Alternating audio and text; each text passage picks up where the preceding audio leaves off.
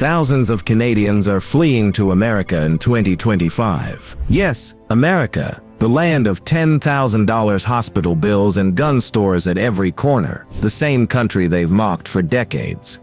Why? Because behind Canada's polite smile is a very ugly reality, and the US suddenly looks like the lesser evil. Here, glossy magazines crown Canada as one of the top 10 best places to live. Safe, polite, universal health care, maple syrup on tap. Basically, heaven on earth. Right? Well, apparently not. 'Cause in 2025, something strange is happening. Canadians are packing their bags and heading south. Yes, to the US, the very place they've spent decades side-eyeing for its chaos, politics, and sky-high medical bills. The numbers aren't tiny either. Border agencies report a steady climb in permanent moves, and moving companies say cross-border requests are up by double digits. Families who once bragged about Canada's stability are suddenly listing their homes, selling their snowblowers, and Googling cheapest suburbs near Buffalo. It's not just retirees chasing the Florida sun anymore. Young professionals, middle-class families, even entrepreneurs are making the leap. And the irony, Canada has built its entire brand on being the escape hatch from America. Too expensive in New York, too dangerous in Chicago. No problem. Come to Toronto or Vancouver and bask in universal healthcare and peace of mind. But now, it's the reverse. Canadians are fleeing the so-called dream and running straight into the arms of the very country they were supposed to feel superior to. If Canada is really this utopia on the global rankings, why is the exit door suddenly swinging wide open? Ah yes, Canada's crown jewel, free healthcare. The national pride, the smug dinner table talking point. At least we don't go bankrupt if we break a leg. Sounds amazing, until you actually need it. Then it's less health care and more health wait. In 2025, the average wait to see a specialist in Canada is over 27 weeks. Let that sink in. That's more than half a year. Need an MRI? Pack a lunch and a sleeping bag. You'll wait up to 3 months. Some people are literally on a 2-year list for surgeries that Americans can book in weeks. Free? Sure, but only if you survive long enough to get called. Meanwhile, south of the border, it's a twisted irony. If you have the money, you're seen tomorrow. No wait list. No bureaucracy. Swipe the credit card. Get the treatment. In Canada, you can't even buy your way out. Doesn't matter how urgent your case is, you're stuck in the same line as everyone else. Praying your condition doesn't get worse. Pain, suffering, and months of wasted life. Free, but borderline useless. And the sad truth, healthcare is just the beginning of Canada's unraveling. Want to live the Canadian dream? Great. Just win the housing lottery first. In Toronto or Vancouver, the average home now costs well over $1 million. That's not a mansion with a pool. That's a bland 2-bedroom box that looks like every other box on the street. And rent? Brace yourself. $2,500 a month for a 1-bedroom if you're lucky. Congratulations, you can now pay half your salary to live in someone else's shoebox. How did it get this bad? Foreign money pouring in, developers building luxury condos instead of family homes, and governments too busy studying the crisis to actually fix it. Young Canadians joke about never owning a home, except it's not really a joke anymore. It's a lifetime sentence of renting, saving nothing, and watching your landlord's property value triple. People are snapping up houses in places like Texas, Ohio, or Florida for a fraction of the cost. For what a starter home costs in Toronto, you could buy a mini mansion in the Midwest. No wonder Canadians are looking south, where you can actually own 4 walls without selling your soul. But even if you survive Canada's housing nightmare, the story doesn't get much brighter. Work hard, pay your dues, build a future, that's the promise. Right? Not in Canada.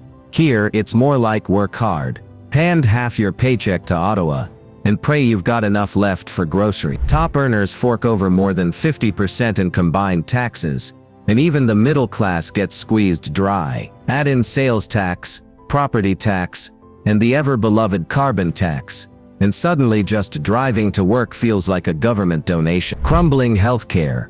housing you can't afford, and infrastructure that still looks like the 1990s. Canadians joke that they work for the government until June, before keeping a single dollar, except it's not really a joke, it's reality. Contrast that with states like Texas or Florida, where there's no state income tax. Imagine earning $80,000 a year, and actually keeping most of it. In Canada, that same salary feels like a cruel math trick. Your gross is healthy, your net is starving. So yes, Canada talks a big game about fairness and social safety nets, but in practice, it feels less like civic duty, and more like legalized theft. And what do Canadians get in return for all this sacrifice? Well, broken systems that barely function. Here's the cruel truth. Canada's job market is polite, predictable, and dead-end boring. Wages have barely moved in years.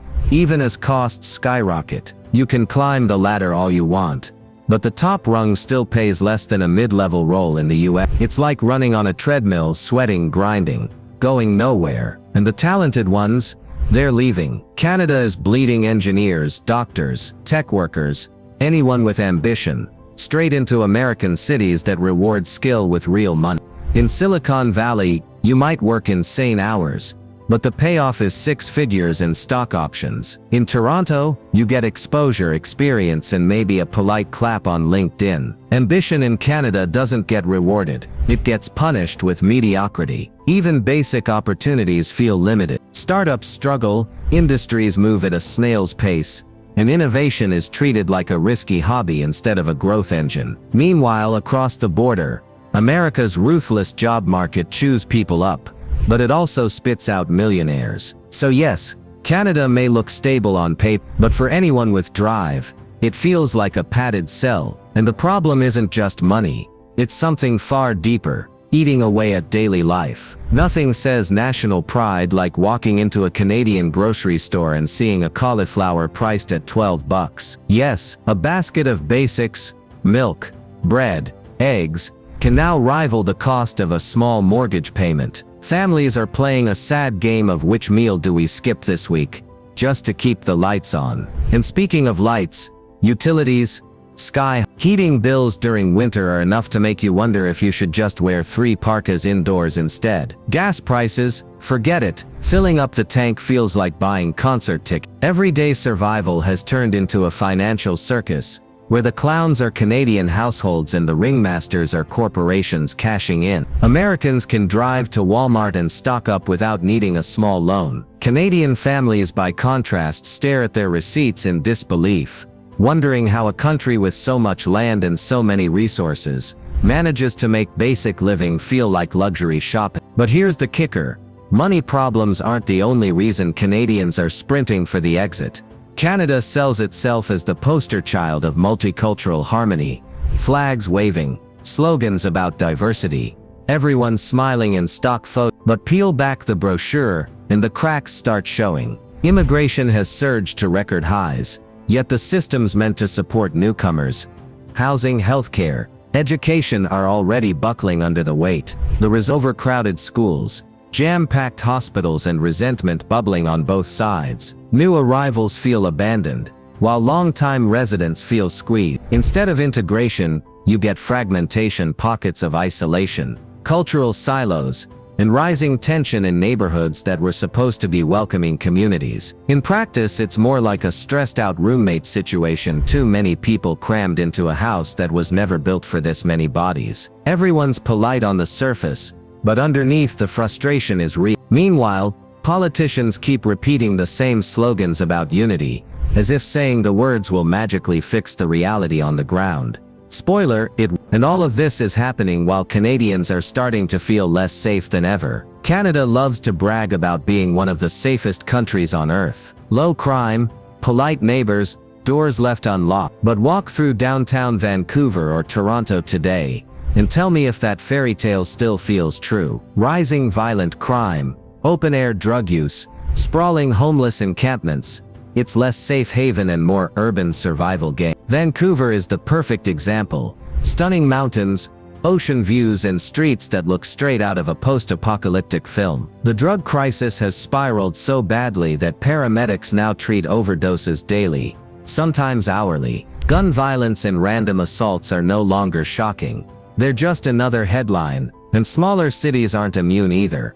What used to be rare, big city problems are creeping into towns that once prided themselves on safety. The irony is brutal. Canadians pay sky-high taxes and endure crushing costs, yet can't even count on feeling secure in their own communities. The postcard version of Canada, a polite, peaceful refuge, now collides with a harsher reality of tent cities and crime spikes. Meanwhile, across the border, Americans aren't pretending things are perfect, but at least they're honest about the mess. Here's the punchline: Canadians aren't fleeing to Switzerland, or Norway or some utopian paradise. They're moving to America. Yes, that America, the land of $50,000 in hospital bills, and nightly news full of shootings. The place Canadians have mocked for decades as chaotic, unsafe and borderline insane. And yet, it's starting to look like an upgrade. Why? Because despite the flaws, the US still delivers on the basics Canada has fumbled. Jobs that pay more, houses you can actually afford, taxes that don't feel like state-sanctioned theft. For ambitious Canadians, the math is brutal. Stay home and stagnate, or cross the border and gamble on opportunity. More and more are choosing the gamble. It's almost comical. Imagine bragging about your world-class quality of life, only to have your citizens trade universal healthcare for American ER bills, because at least they'll be seen by a doctor. When America starts looking like the better deal, you know something has gone seriously, catastrophically wrong. But here's the real kicker. This exodus isn't just about individual choices. It's a warning sign for Canada's future. Turn on Canadian TV and you'll see the same glossy script on repeat. Smiling politicians, upbeat anchor, endless reports about Canada, ranking in the top 10 best countries to live. The message: everything's fine. Nothing to see here, just ignore the tent city down the street.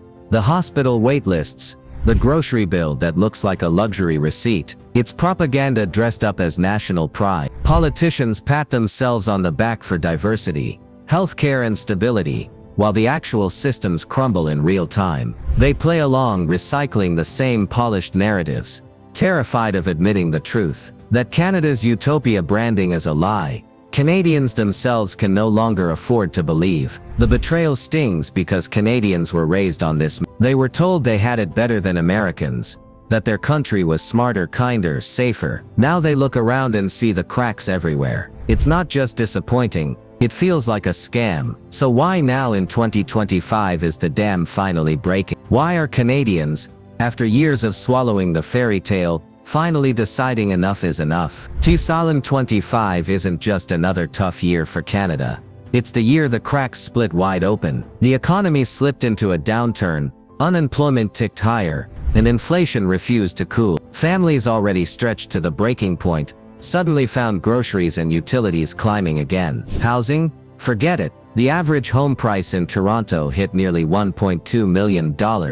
While even smaller cities saw bidding wars over starter homes that looked like glorified sheds. Healthcare, Canada's supposed crown jewel, hit its worst crisis yet. Wait times for specialists blew past 30 weeks. Surgeries were delayed for years, and ERs in multiple provinces literally shut their doors due to staff shortages. People weren't just frustrated, they were scared. And the stats back it up. Record high immigration inflows colliding with record low affordability. Wages that refuse to keep pace, and a government still insisting everything is under control. Turns out maple syrup and polite slogans can't fix systemic collapse. This isn't just inconvenience, it's survival math. For many Canadians, 2025 was the breaking point, the year the dream stopped being believable. And so, faced with rising costs, broken systems and no light at the end of the tunnel, Canadians are making the unthinkable choice. In the end, it's not really about Canadians suddenly falling in love with America. Nobody's daydreaming about US healthcare bills or gun debates. The choice isn't romance, it's survival. Stay in the so-called paradise and drown in debt, waitlists, and broken promises, or cross the border and at least try to build a life where hard work pays off. It's not ideal, it's not even fair, but it's the bitter calculation thousands are now making. There's a dark irony. Canada, the country long sold as the escape hatch from America's chaos, has become the place people want to escape from. A nation once branded as stability and hope now feels like quicksand, slow, polite collapse dressed up with maple leaves and marketing slogan. And yet beneath the sarcasm, there's something heavier. Sadness. Because no Canadian really wants to leave. They want the promise they grew up believing in. They want the version of Canada their parents bragged about. Maybe Canada will turn the tide someday. Maybe it will fix what's broken. But for now, the Great Escape is on, and it's aimed south. So here's my question for you watching this. If you're Canadian, are you feeling this pressure too? Have you thought about leaving? And if you're American, what do you think about this reverse migration? Drop a comment below. I genuinely want to know if this matches your reality, or if I'm missing something here. And look, if you think more people need to hear this conversation, the real conversation about what's happening in Canada, hit that subscribe button, because the mainstream media sure isn't telling this story. Now watch this video here, about the housing crisis that's destroying the middle class, or this one about why young professionals are fleeing to Dubai instead of the US. The truth is always more complicated than the headline. Remember, countries don't collapse overnight. They erode slowly, politely, while everyone pretends everything's fine, until it's not.